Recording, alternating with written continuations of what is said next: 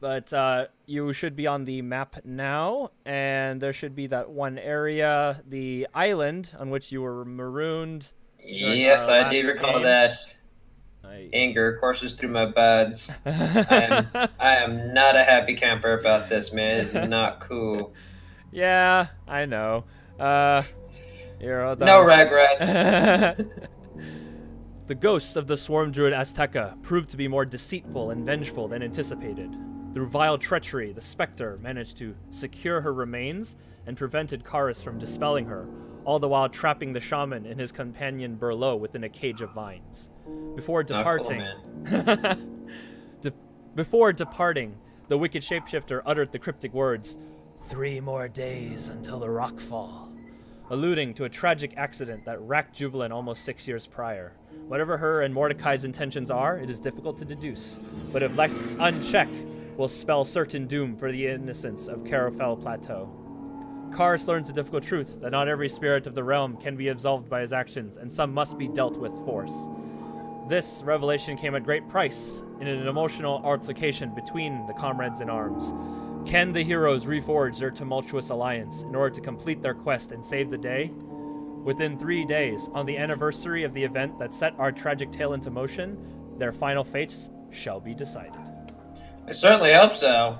I'm gonna stab a bitch if they're not gonna be with me. I'm gonna take care of this, whether you want me to or not. So I'm gonna just throw that out there and be like, hey, you're either with me or you're not with me, and I'm not afraid to shank you. So you can pick the easy road or not. I guess I just RP this. The only thing stopping a bad wizard is a good wizard. But anyway, Azteca trapped you and Berlo within a nestle of deadly twisting vines.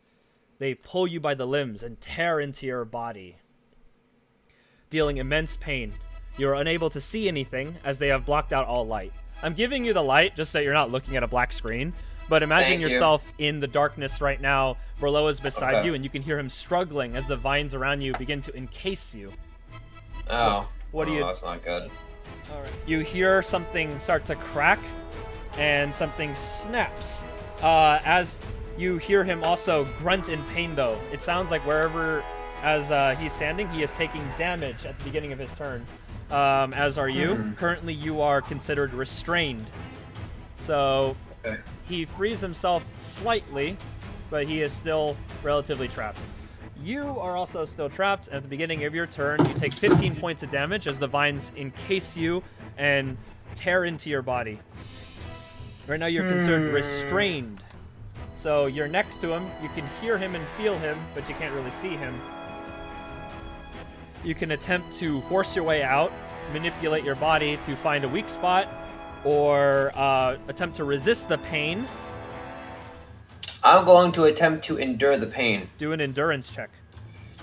I ain't no bitch-ass wolf. I can handle this shit. I fucking handle this shit. 27. You steel yourself against the pain, and you will take half damage from the vines for the rest of the encounter. Now you can perform a move action. It is still your turn. You can attempt to force your way out or contort your way out. Can I attack it, or do I just kind of like just wiggle my way out? As of now, you cannot, because you can't properly attack. You have to free yourself a bit so you can attack. So, okay, I'm gonna try to force my way out of it. All right, excellent. Do a athletics. It's not great, but it's not terrible either. 16. 16. All right, athletics. That is just enough. With a burst of strength, you break free from the restraints placed upon your wrists. However, your legs are still shackled by the ankles. Now that your hands is free on the next turn, you can attack. Sweet.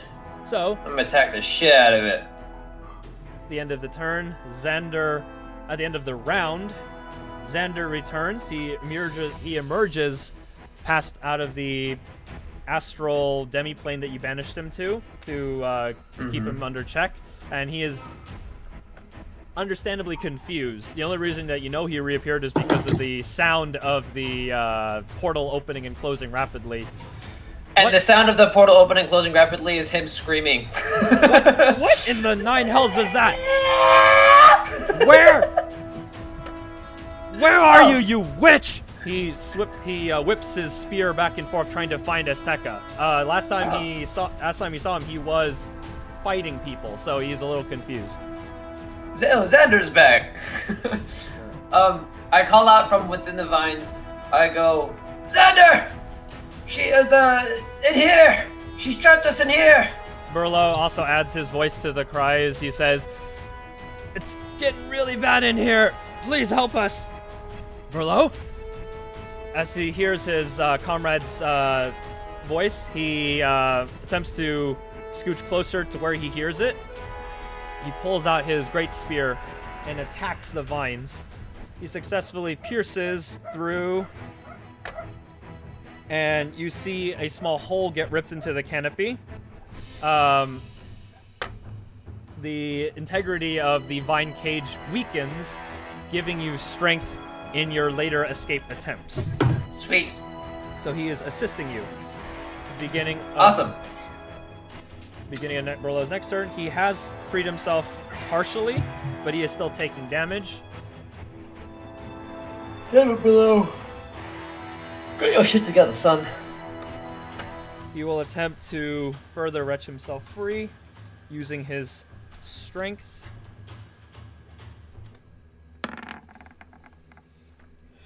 Alright. He bursts out with a mighty feat of strength. And as he does so, he follows it up by grabbing you.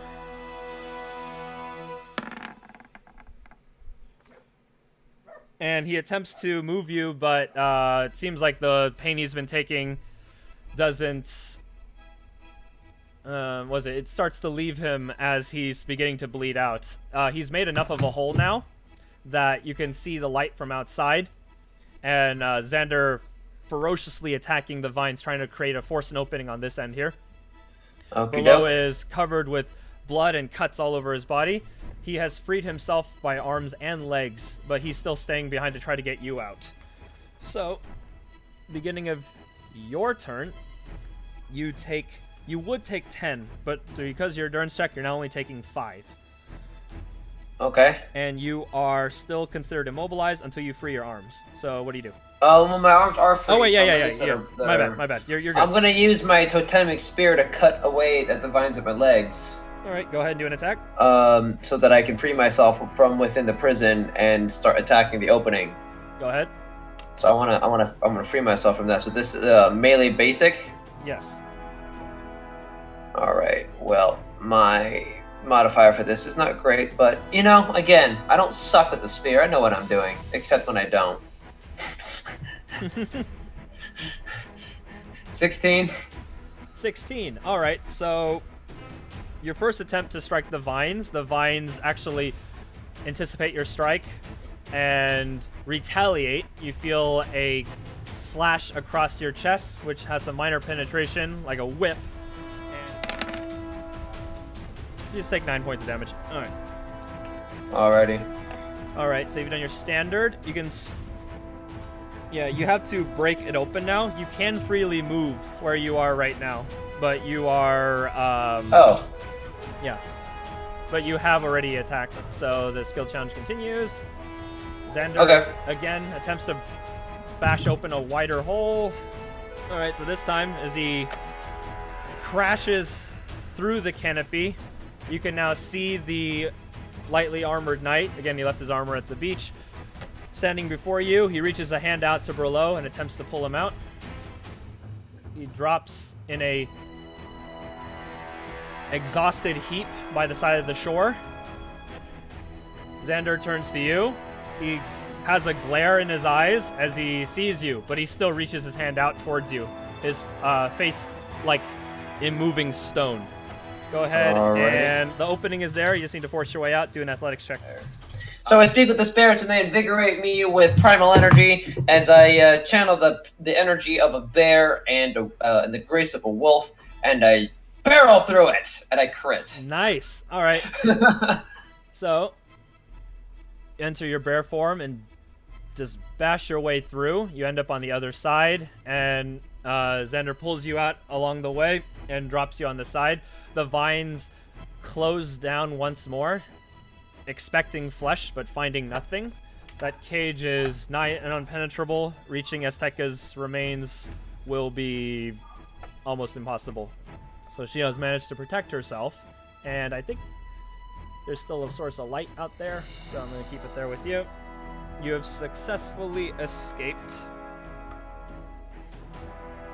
Nice.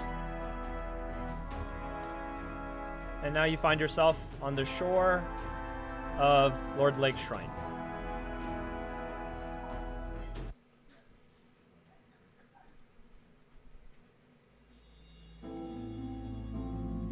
So, as you're standing there, catching your breath, Rollo is trying to bandage his wounds as Xander just stands there solemnly, looking at the both of you. What happened? Where's Azteca?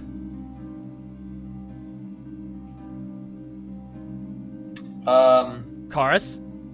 Yes? Where's Azteca? I'm catching my breath. Okay, he's actually kind of pissed at you because you did stop him. So he's gonna grab you by the collar, hold you up, and he says, and he's just like, shaking you right now. Where did Azteca go? We had a deal!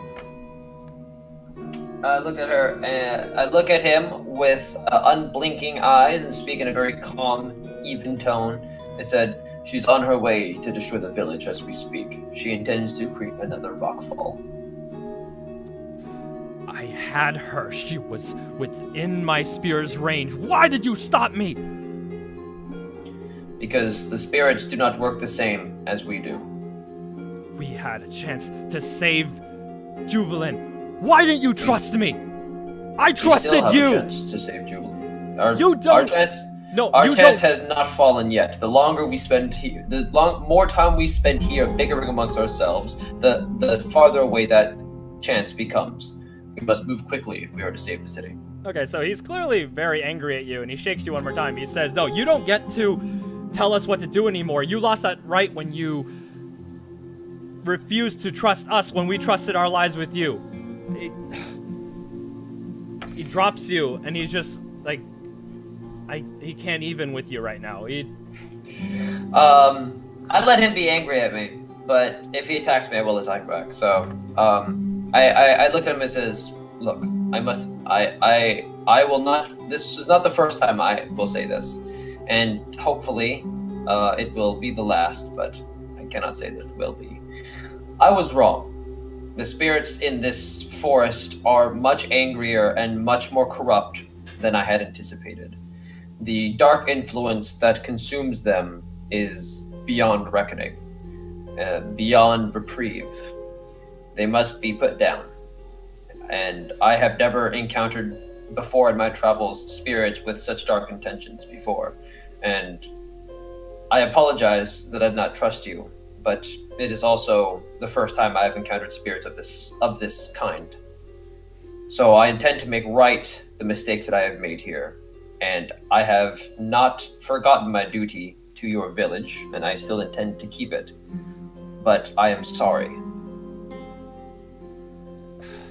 I should have trusted you, but I could not have known. He seems disarmed, and he goes to the side and looks at Burlo real quick. Burlo kind of shoves him off, doesn't want to talk to him right now. He seems rather ashamed of what he did.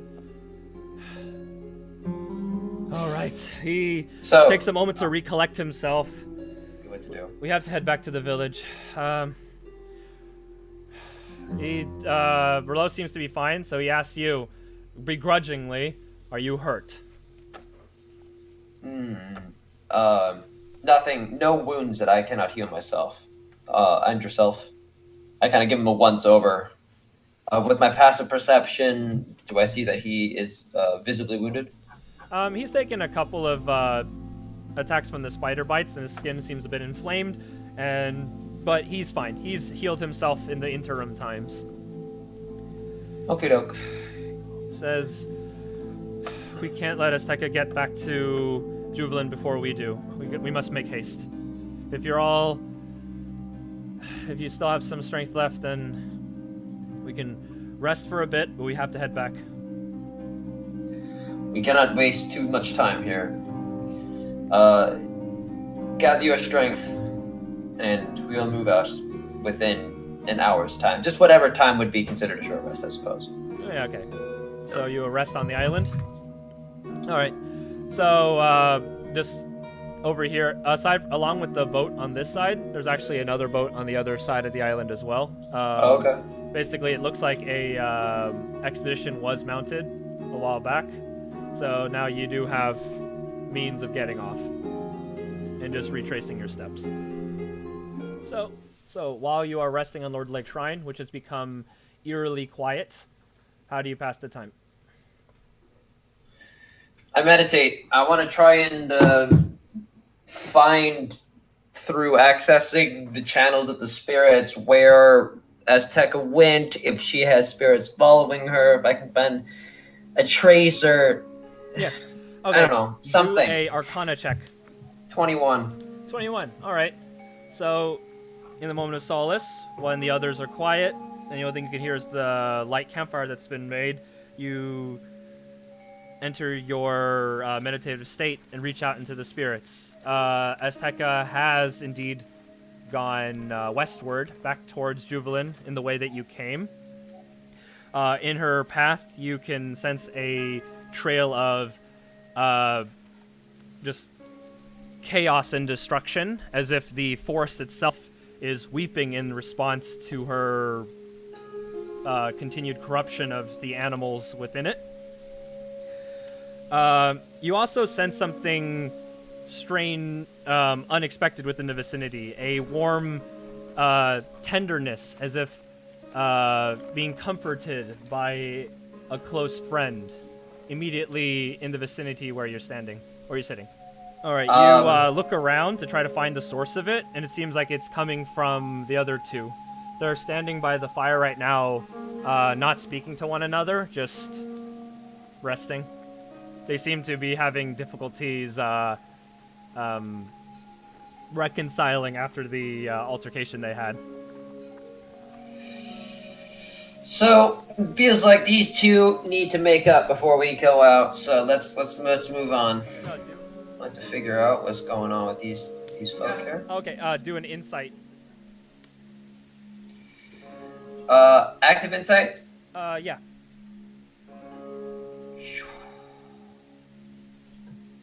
$27. Yeah, that's a little better. Alrighty. Alright, so as of now, you've hung out with these guys for a couple of days now, and you're starting to kind of get what they're on about. So Xander, he has a lot of anger. Clearly, he's got his issues. But he seems to have a dislike to cause suffering, even for his enemies. When he fought Azteca, he wanted to just end her. It wasn't his intent to prolong her or anything. He just wanted swift death.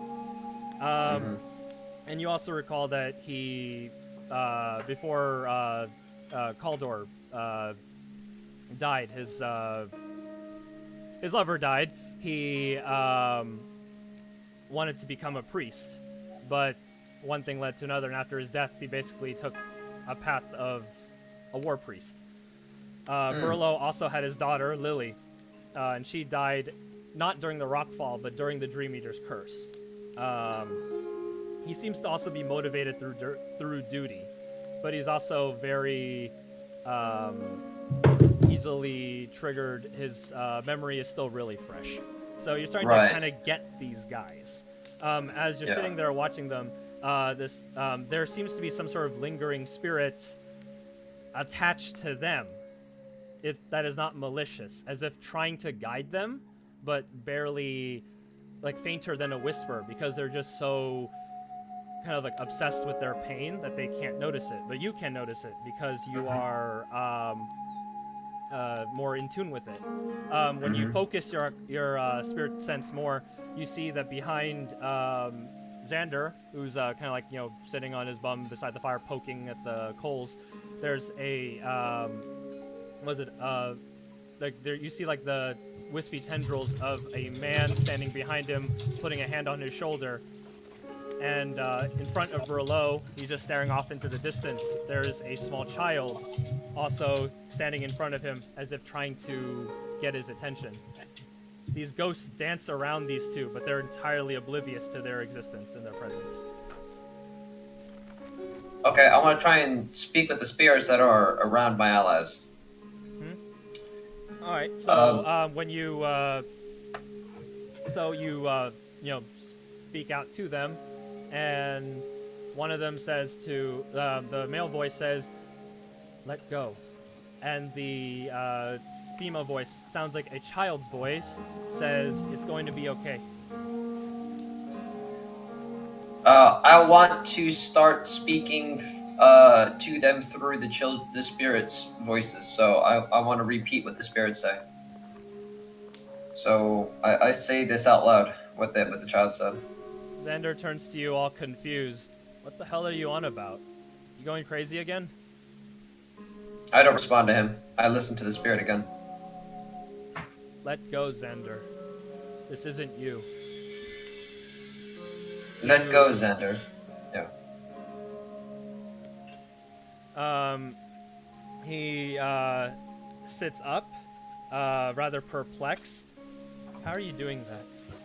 How are you making your voice sound like him?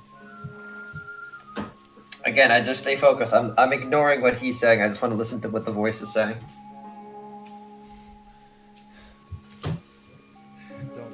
Don't do this to me, he says. He is walking up to you now, seeming rather agitated, but Calder's telling him, don't turn into a monster. You wanted to help people, not kill people. And as you're saying these words to him, Xander's starting to,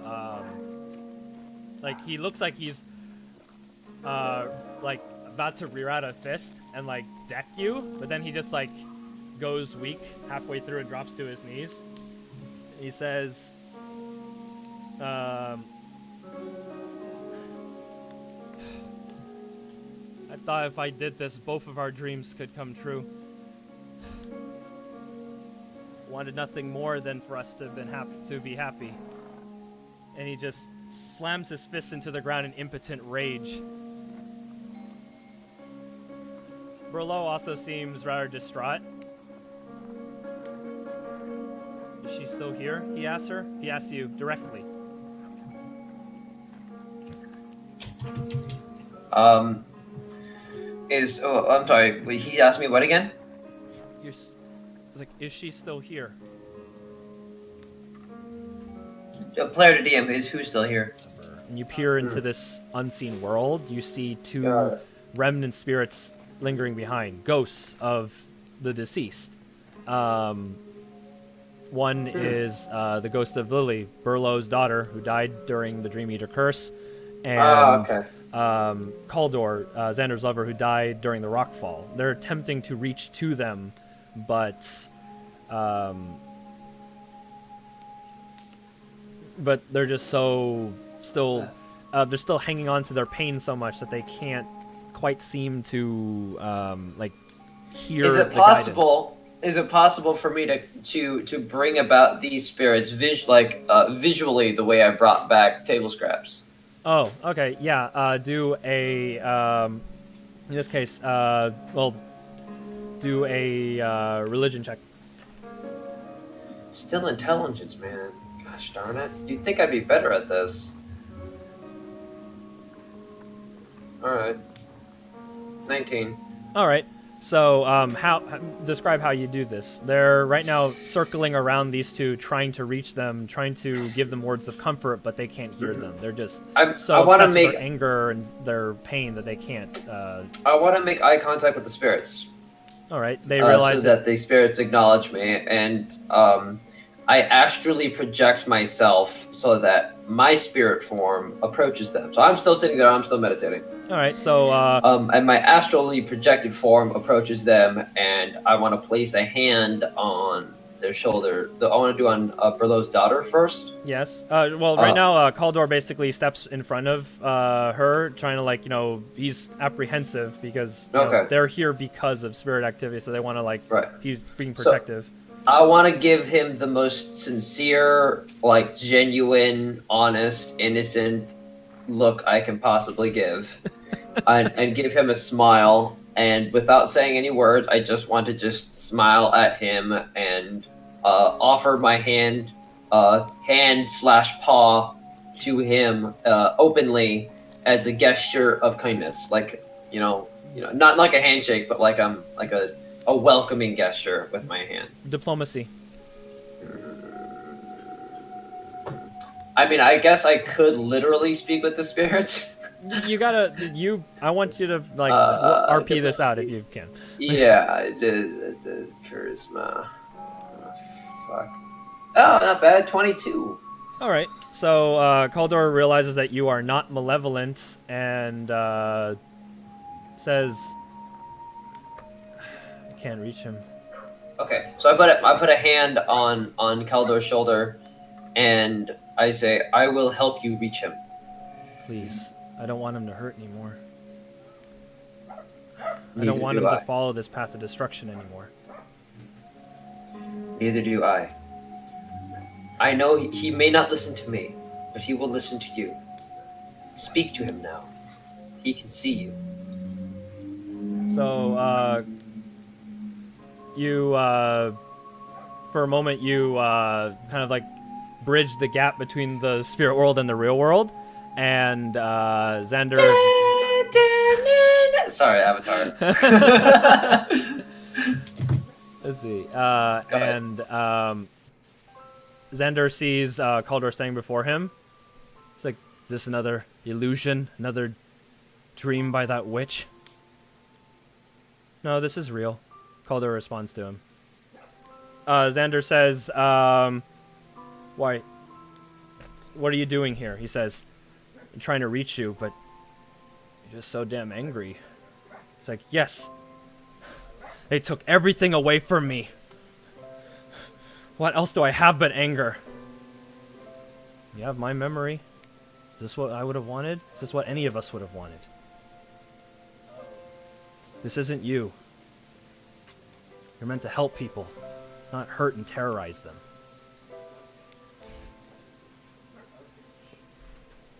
What was it? So Xander seems kind of ashamed and breaks eye contact. Says, can't do this without you. You weren't without me. I've always been here. And I'll stay here until this is over.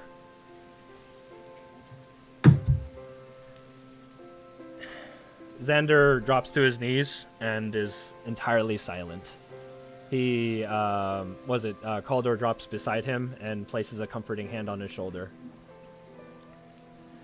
I don't want to interfere with the two of them, so I'm going to go over to the girl, Merlot's daughter, I believe. Yes. Please help Father, she says earnestly.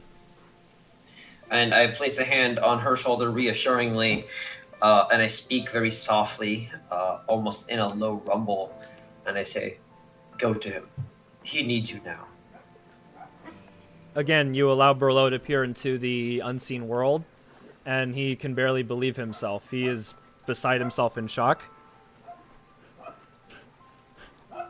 Lily, he reaches forward and like stumbles in the mud. He can't really physically hold her because she's just a spiritual construct, so he passes through her and lands into the dirt. And he just he says, I'm sorry. I should have taken you away from this place. Should have been me, he says. I should have died. You can't change that now, she says, and does her best to hold him. She says, it's going to be okay. There will be a light at the end of this darkness. I want you to have a life after me, Father. Don't let this be the way it ends. And Merlot begins to weep as his spirit of his daughter gives him some solace in this dark time. They both turn to you. Thank you, Karus. Who turns to me? Both of them turn to you, but Xander's the first to speak. Okay. Like, I wasn't sure if it was the spirit who Yeah. turned to me or Xander says, my allies. How Okay. did you know that they were here? They were always there. I simply helped you see that our loved ones are never truly far away from us. Thank you, Karus. Xander, wipes away the corner of his eye, and he says, "We're ready. Lead the way, nod. fearless leader," he says, half sarcastically. I nod to them as I see them in their, to their bonding with their fallen allies, and it makes me a short, sharp pang of heartache strikes me as I recall my own charge and my own old allies, of which I no longer journey with, and also of my spirit companion Kaiba, who I still worry about even now. And I hope that I may be able to one day reunite with him as I have reunited my allies with their loved ones. But it's a fleeting feeling as I steel myself for the encounter ahead, and I stand using my staff to help support my weight. And with a grunt, I shake off the dirt and the mud and the dried blood from my fur as I've recovered, and I give them a determined look. And they say, "Right. Let's be off. We have a village to save." Yes, they both say with renewed vigor. They're ready to follow you. Oh yeah, leaders doing leader things. All right, I'm ready to go. Let's fucking do this shit. All right. Yeah. So, you return to Vanderkelt Forest. Now you know your mission. I The just need to know objective how to find her. is to either retrace your steps or find a shortcut back to Juvelin. The nighttime battle occurred at dark, so it's difficult to see your surroundings. But I you do can have find low your way light back. vision. But you can Yeah. find your way back. Okay, I'm gonna use. Can I use my nature check to try and find a shortcut? Yes, start off with a nature check. Sweet peas. Ba-boom. Of course. All right. Of fucking course. All right. So, couple of hours. Was it 2 hours? An hour or two pass as you're wandering the forest. However, as you are wandering, Xander taps you with the blunt end of his spear, and he says, "Do you hear that?" And you turn around, and you encounter a large, snarling gray wolf. This creature is mostly patches of matted fur, shorn skin, and bones. The starving creature attacks you in the party, savoring the potential meal to come. How do you fight it off? I'm going to kill it quickly and mercifully. All right, just do an attack. So I'm going to plunge my totemic spear into its heart in the hopes that I may be able to slay it quickly, and with as little pain as possible. I don't have time to be sitting around, and as much as I wish I could save this creature, I cannot. I do not have the time to do that. Do an attack. This is going to be against his AC. And boy, I don't do a lot of damage. I really do not do a lot of damage with this, but that's okay. There.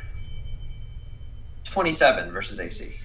All right. So, after a bit of a prolonged encounter with the wolf, you do manage to slay it in its starved, weakened state with the help of Berlo and Xander. However, you do take some wounds, lose a healing surge.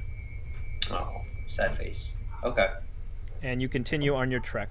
So you can attempt a nature again, or you can attempt to follow Yes, the... I'm gonna do a nature check because I fucking know this shit. I just need to not get a critical failure. I was like, of course I'm gonna get a critical fail on my highest skill check next to heal.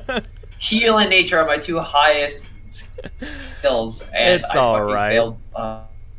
It makes me a sad panda. Alrighty, I get a 36 36. on my nature. All right. Excellent. I should know everything about this forest at this point.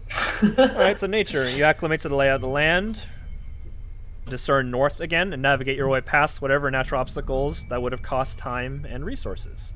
So you trudge further past the forest, past the rocks, and as you're doing so, you notice in the distance a great horned stag flits past your line of sight. Upon seeing you, it bolts away. The creatures all look rather either scared or on edge, whatever creatures you either walk past or encounter. So, you can do survey your surroundings, further navigate via the land, or follow the voices on the wind. Okay.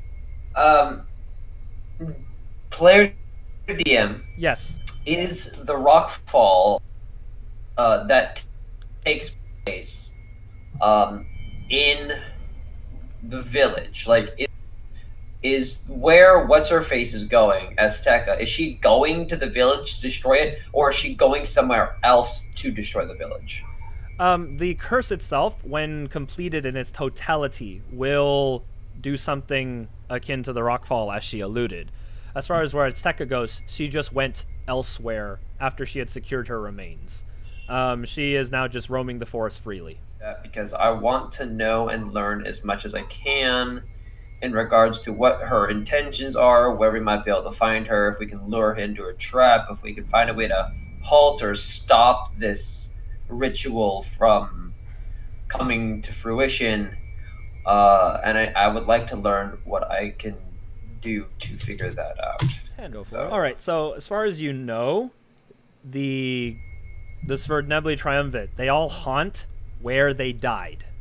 Mazari died in Felgor. He haunts Felgor. Azteca died in Vanderkelt Forest. She haunts Vanderkelt Forest. You don't know where Mordecai died. Maybe someone in the city would have a better idea of where he died. But that'd be a good idea of figuring out where he is to track him down to defeat him as well. Azteca roams the forest. You're following her path right now. She seems to be heading westward, closer to Juvelin, but you know for a fact that she haunts the forest and lingers only on the forest. She probably just wants a view of the final destruction.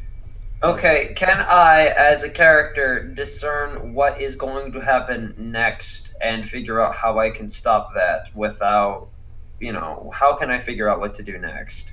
All right. Like, I kind of, as a player, I'm kind of lost. Like, I don't know where to go or what to do specifically. Oh, okay. Because I mean, what I know my objective is to stop the rockfall from occurring, but am I still chasing after Azteca, or should I be going after Mordecai, or is going back to the village going to help me progress this, or am I just going to threaten people? Like, so you know that I'm not really sure where I'm supposed to go, what I'm supposed to do. Okay, so right now you are essentially on Azteca's heels. She still exists, her presence still lingers, and it is still corrupting the forest. It is also a pillar of the Dream Eater curse. With each defeated pillar, you weaken the Dream Eater. Okay, and I haven't effectively defeated Azteca, have I? No, you have not. Her presence still lingers, which is what's leading to the gradual wear and tear of the world around you. Got it. I'm going to listen to the whispers on the wind to find Azteca and stab that bitch in the face. Do an Arcana. See, that was much more helpful information. Alrighty. Alrighty, here we go. 23. 23. Alright, so you attempt to navigate the lands, but there are several voices on the wind. Some are saying, "Help us, it hurts so much," and others are, "They deserve their pain. Suffer, burn, writhe." And as you're wandering, following the sounds, you also encounter another obstacle. As you're being misled by the voices, you hear a loud... Wait, I'm being misled by the voices, so I failed? Yes. A mother bear, followed by two cubs, crosses your path. The trio appear to be greatly malnourished, and they instinctively salivate at the sight of you. Uh-huh. How do you fight it off? Do I have any rations in my sack Yes, you do. that I could throw at them? Yes. I will use those, all of them. Do a nature check.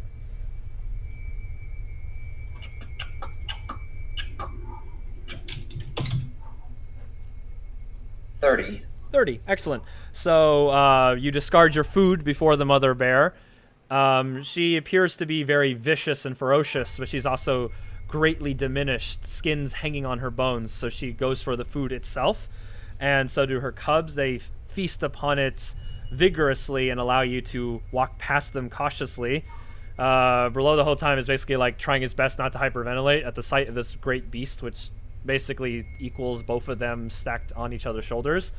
As you're walking past, you do notice that the corruption of the spirits caused by Azteca's remaining Azteca's haunting is sapping away the life force of the forest. The local flora and fauna are becoming weakened and withering away. This perversion of nature will eventually kill the forest itself. Okay, not cool. I know Yodigo wouldn't like that, so I probably need to do something about it. All right. So, can you continue your quest? Do a perception. Perception.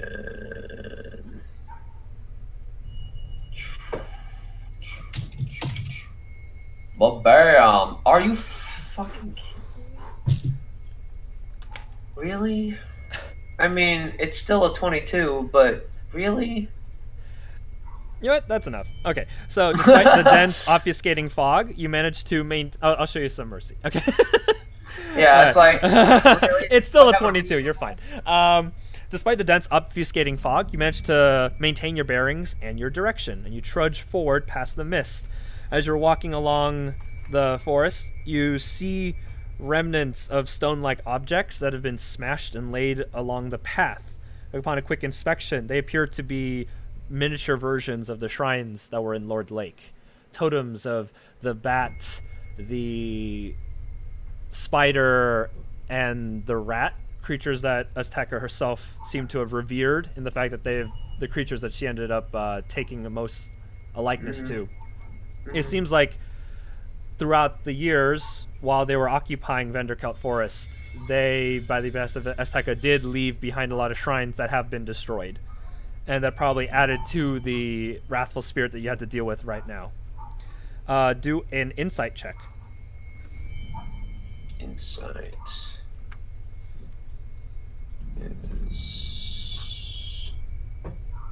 There, okay. Boom, boom, boom, boom, boom.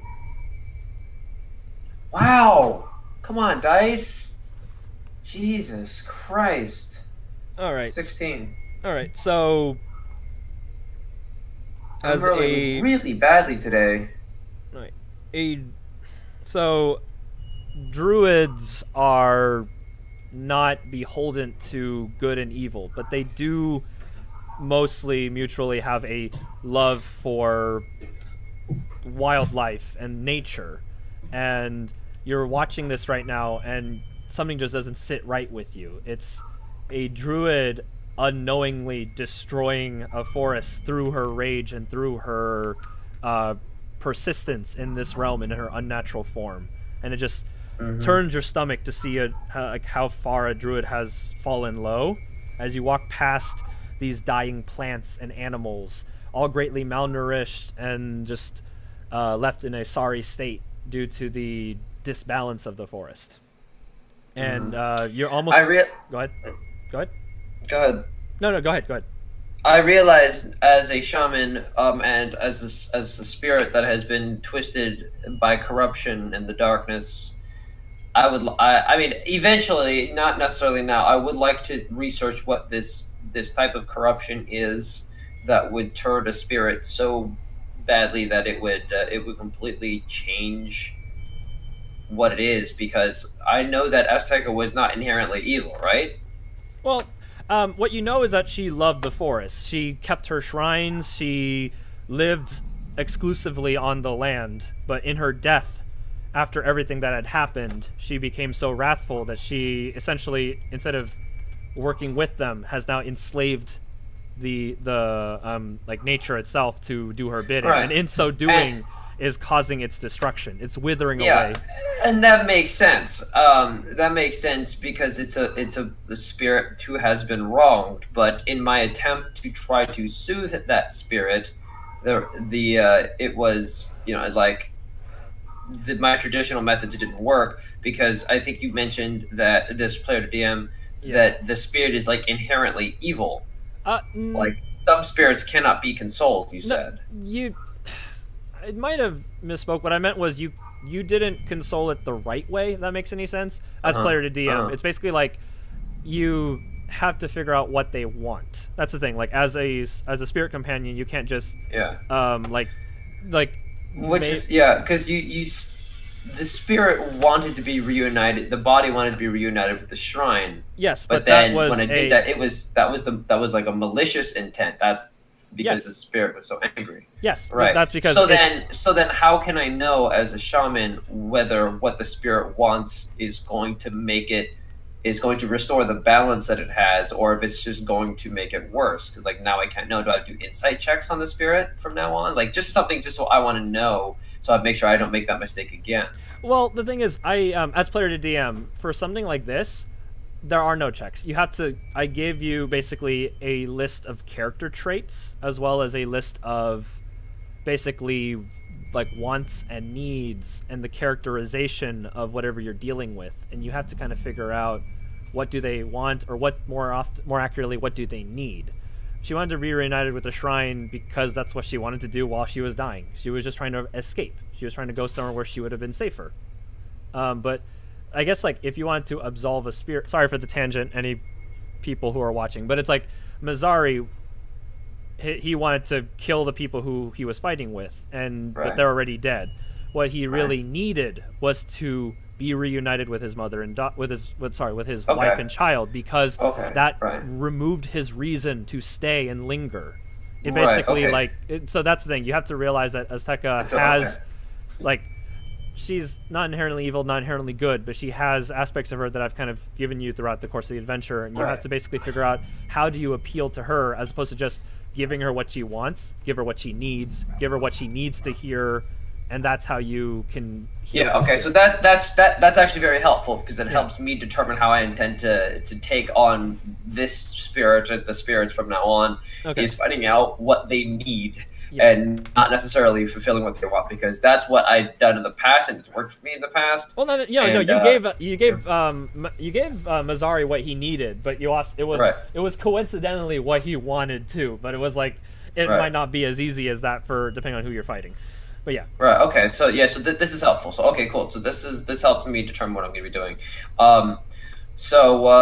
Understanding this, I want to be able to try and find Azteca, and unfortunately, is there a way for me to determine that if I destroy her, will her link to the forest kill the forest, is what I want to know. No. Basically, her continued presence is what's leeching the forest right now. So whether you banish her through force or you absolve her through diplomacy, or give putting her soul to rest, it would remove her. And this is why I'm neutral good, not lawful good, because if I were lawful good, I have to abide by the laws of absolving spirits, but I'm not like, bitch, stop and stab someone. So, I'm going to have to banish Azteca because she's caused a lot of problems, and she's going to continue causing problems, and I don't have the time to try and absolve her. That is perfectly fine. My job is to save those and put the spirits to rest. And whether that spirit is put to rest either through banishment because she's utterly destroyed, or because I've absolved her from the things that she has done.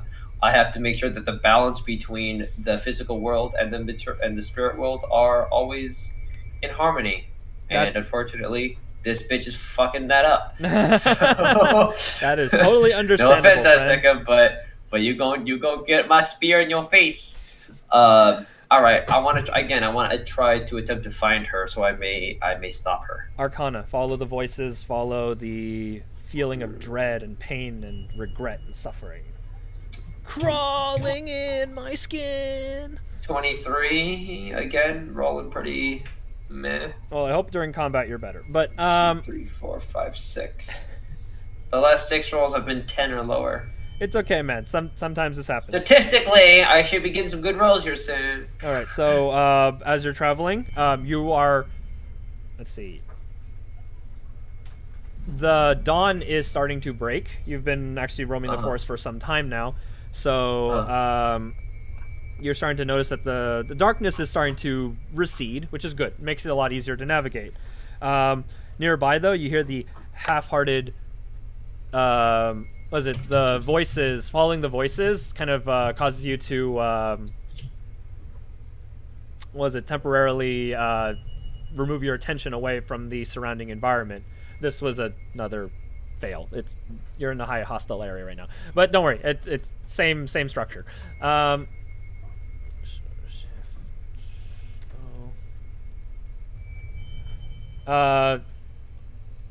So you hear the half-hearted squeak of a nearby wild boar. Your eyes fall upon a beast covered with festering wounds, blindly fumbling at the dirt with its flickering nostrils. It catches your scent and bares its tusks at you. You took care of the last one, so Xander's gonna try to he doesn't want to just let you get hurt, so he's gonna try to hold on. It's basically he while you're wandering around following the voices, he grabs you by the nape and he's like, stand here, please. And as you do, you feel like this rush of wind as this blind boar barrels past you, barely missing you. He's Jeez. And then Xander's like, okay, I got this. Okay, he manages to impale it on its second run.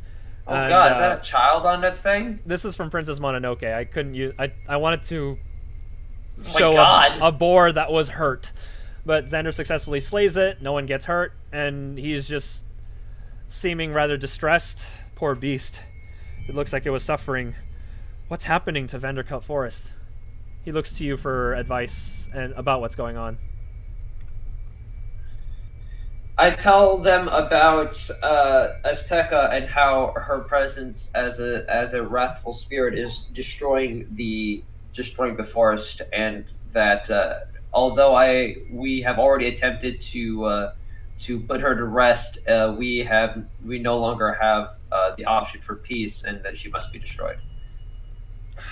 He says, "Yes, I agree. It is rather tragic, though, to."